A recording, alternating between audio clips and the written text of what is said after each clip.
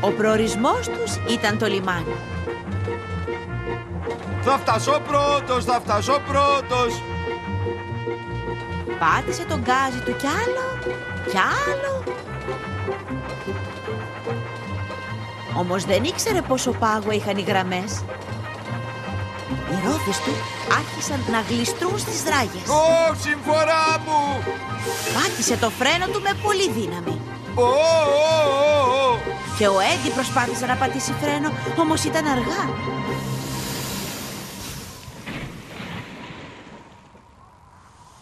Τώρα την έπαθα.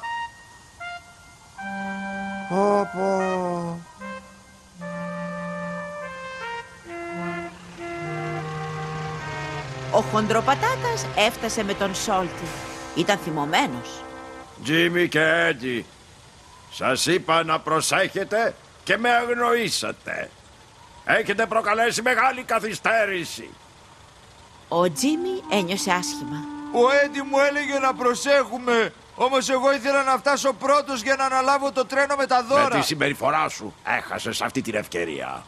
Έντι, εσύ είσαι ένα υπάκουο τρένο. Εσύ θα αναλάβεις το τρένο με τα δώρα. Όμως δεν θα μπορέσεις μόνος σου. Δυστυχώς είναι αρκετά βαρύ. Με συγχωρείτε. Αν υποσχεθώ να είμαι προσεκτικός, μπορώ να πάω μαζί του για βοήθεια. Ο Χοντροπατάτας ήταν διστακτικός. Μόνο αν υποσχεθείς ότι θα προσέχεις. Ο Τζίμι το υποσχέθηκε. Φίλε μου Έντι, θα είμαι προσεκτικός όπως και εσύ. Ο Έντι βοήθησε τον Τζίμι να μπει στη γραμμή του.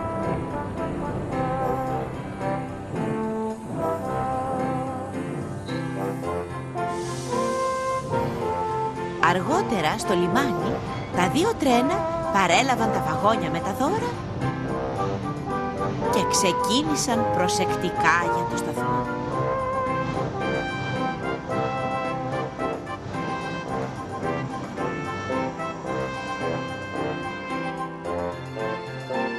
Όποτε έβλεπαν πάγο στις ράγες, ο Έντι φώναζε Πιο σιγά!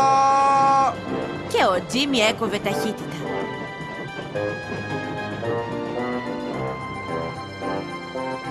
Όταν κατέβαιναν από το λόφο, ο Έντι φώναξε Πάτα φρένο! και ο Τζίμι πάτησε φρένο. Αργά και προσεκτικά, τα δύο τρένα έφτασαν στο σταθμό. Όταν τα παιδιά είδαν τα βαγόνια με τα δώρα, άρχισαν να χειροκροτούν. Σε ευχαριστώ πολύ, Τζίμι. Εγώ σε ευχαριστώ Έντι. Είσαι ένα πολύ χρήσιμο τρένο.